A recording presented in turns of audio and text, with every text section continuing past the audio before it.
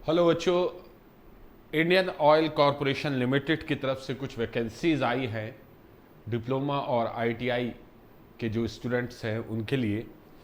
तो ये non executive post है बच्चों। इसमें अगर आप देखें तो अलग अलग ब्रांचेस के लिए अलग अलग टाइप की वैकेंसीज आई हैं। जैसे प्रोडक्शन, ये प्रोडक्शन इंजीनियरिंग मैकेनिकल इंजीनियरिंग जैसा नहीं है, ये प्रोडक्शन ऑयल प्रोडक्शन से रिलेटेड है। तो मैकेनिकल के लिए ये पोर्शन नहीं है। अगर मैं मैकेनिकल की बात करूँ तो यहाँ पर ये है जूनियर इंजीनियरिंग असिस्टेंट 4 मैकेनिकल या जूनियर टेक्निकल असिस्टेंट 4।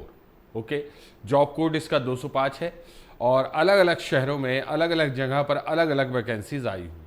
ठीक है, अलग अलग वैकेंसी आए। ओके, जैसे ये यहाँ पर टोटल 32, 34, 34 और 640, 43, लगभग 50 वैकेंसीज आपको देखने को मिलेंगी। ये टोटल वैकेंसीज जो है इसमें वो 50 है। 50 वैकेंसीज टोटल 50।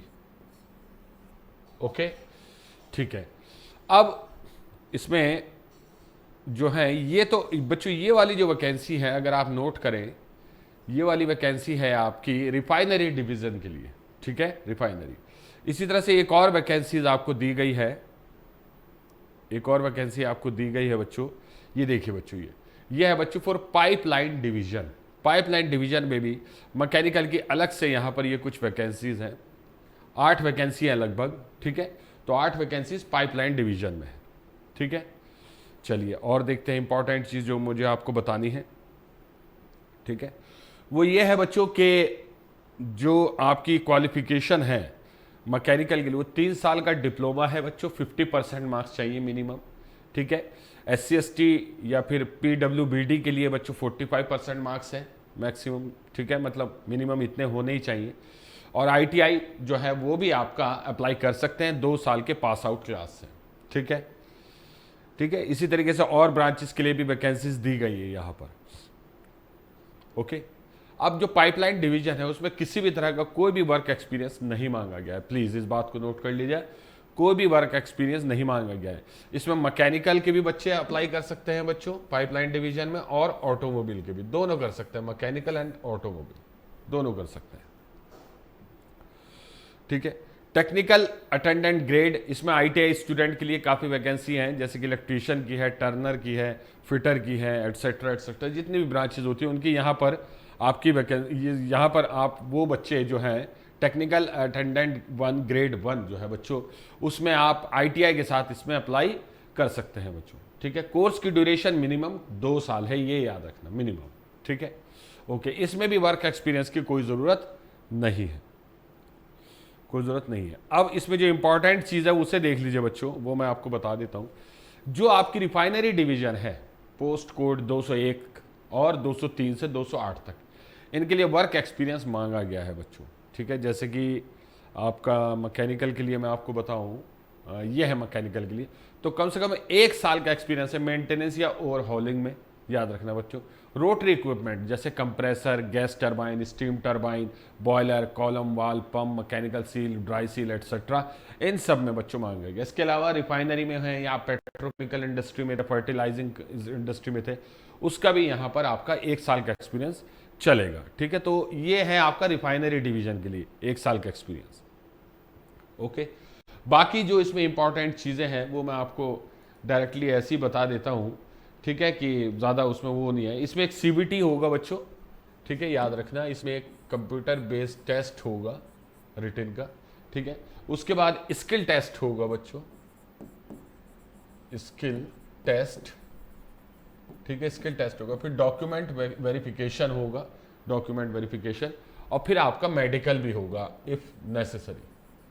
फिर मेडिकल एग्जाम भी होगा, यानी कि आपका एग्जामिनेशन भी होगा बच्चों, याद रखना। सैलरी जो है बच्चों वो लगभग 23,000 से 23,000, यहाँ लिख देता हूँ, 23,000 से स्टार्ट होगी, और फाइनली जब तक आपका लास्ट प्रमोशन होगा तो लगभग 1,05,000 रुपये हो जाएगी। ठीक है, 1,05,000 रुपये हो जाएगी। एप्लीकेशन फीस की बात कर लेते हैं बच्चों। एप्लीकेशन फीस याद रखना बच्चों, SC/ST के लिए बिल्कुल नहीं है, जनरल OBC के लिए बच्चों 300 रुपये आपकी एप्लीकेशन फी है। ठीक है, फीस है बच्चों, याद रखें।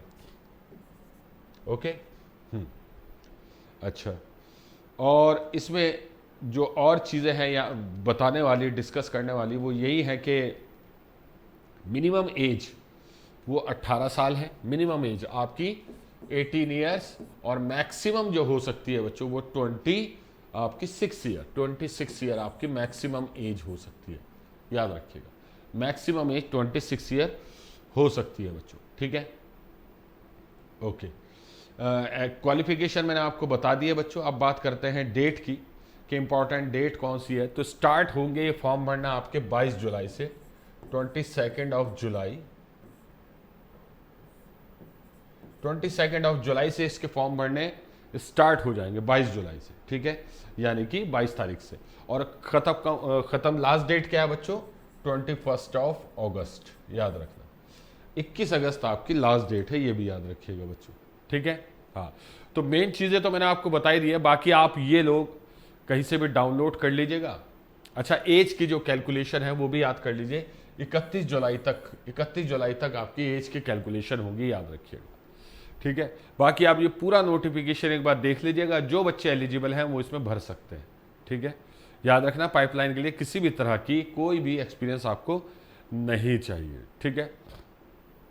ओके, ठीक, तो इस नोटिफिकेशन को आप ऑनलाइन चेक कर सकते हैं, ठीक है। चलिए, और किसी अपॉर्चुनिटी के साथ आप लोगों के साथ मैं आऊँगा ताकि वो भी हम डिस्कस करें। Thank you very much.